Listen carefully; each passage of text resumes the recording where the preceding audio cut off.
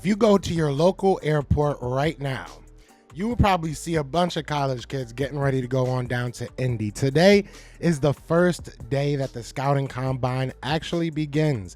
So today they will be doing team interviews. You'll hear interviews with Howie. You'll hear interviews of other GMs and other team owners. So today is going to be a day of news. I think we're going to hear a lot about these off-season plans for the Philadelphia Eagles. But today I want to talk about three things I'll be watching for come Indy. So let's get into it. You want Philly? Yeah, let's do it. What's going on, you guys? It's your boy Joe Castro, aka Philly Fresh, going to this Philly the podcast. So today I want to talk about three things I'm going to be watching for when it comes to the Indy Scouting Combine. All right, now there's a lot of things that are going to go on out there, and there's going to be a lot of players out there, a lot of news to cover, but there's three things in particular that I'm definitely going to be keeping my eye on. So definitely check in for that. But before we get into that, be sure to hit that like, hit that subscribe, join the family. We are on the road to 5K, and why not hit 5K after the scouting combine? I think that would be cool. You know what I'm saying? I'm gonna give y'all that inside information. Why don't y'all just help me out and share it with a friend? Tell them to subscribe. You know what I'm saying? Let's grow this family. Let's do this.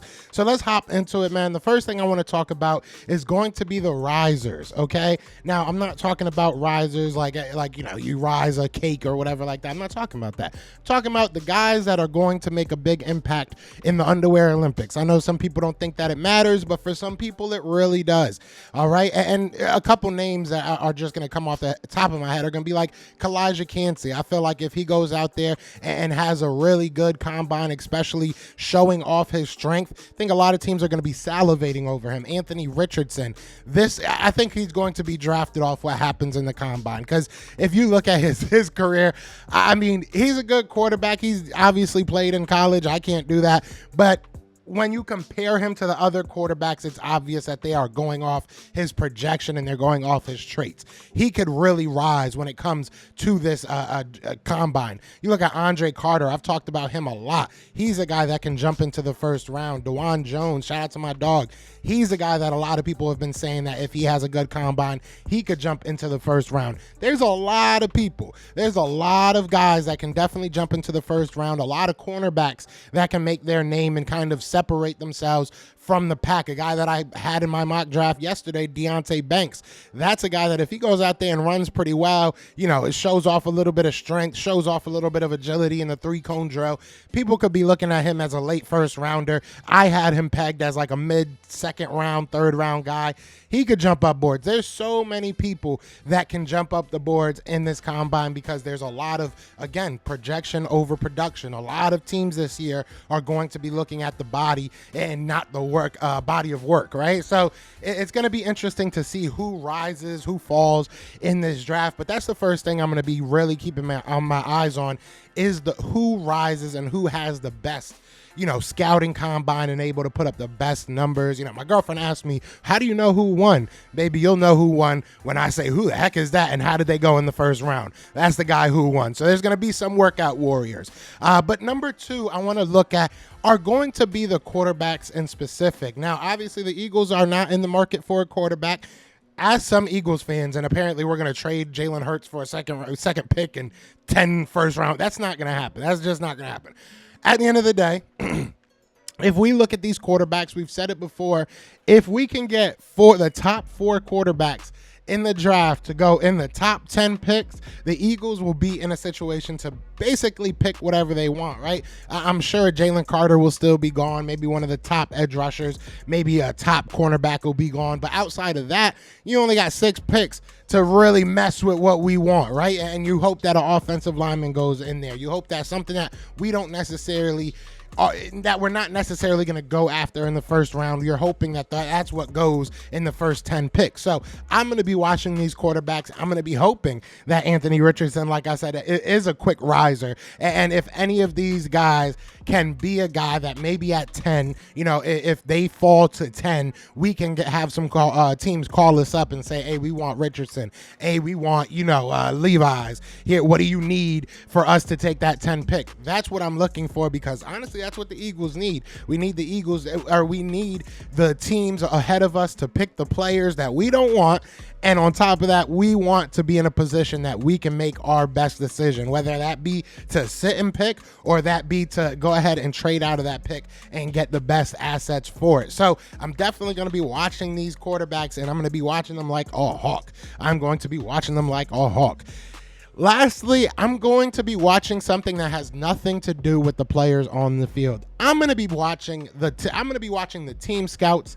I'm going to be watching the GMs. I'm going to be watching all these guys with clipboards and how they react to players, because I want to see how my scouts, how the Eagles scouts, they react to certain players. I want to see who they're talking to. I want to see what marks they're putting down. I want to see how they're reacting to what's going on out there, because I think a lot of times when we have people that cover the scouting combine, we hear the same thing. You guys know you can find the 40-yard dash. You can find, the 3-cone drill. But what we don't know is how people are feeling about these guys. And I want to be able to talk to the people out there and see what they're realistically thinking, see what teams are talking about, see where teams want to stay, where they want to go. There's a lot of rumors about the Chicago Bears wanting to trade out of that number 1 pick. I want to see who's out there thinking of who can I take at number 1. I want to see what the feel and the vibe is of this scouting combine. All right, that's really my main thing, because there's so many things that can happen outside of the draft board,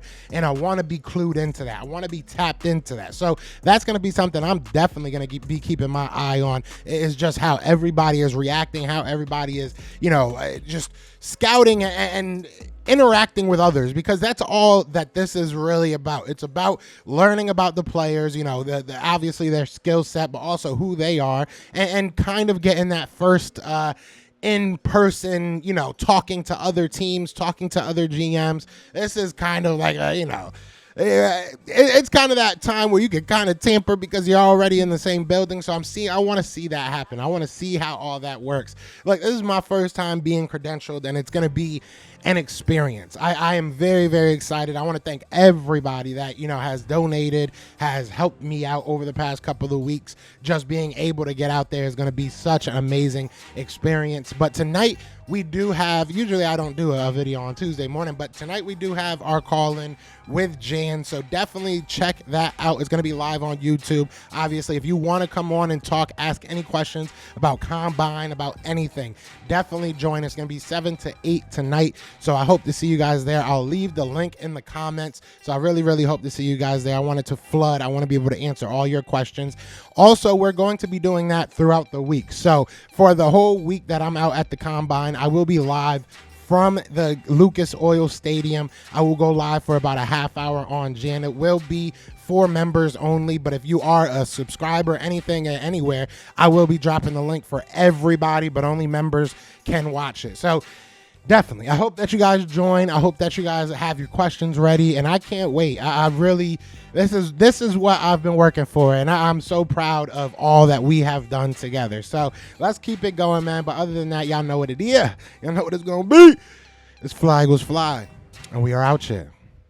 Peace. Eagles fans everywhere, this is for you. Yeah.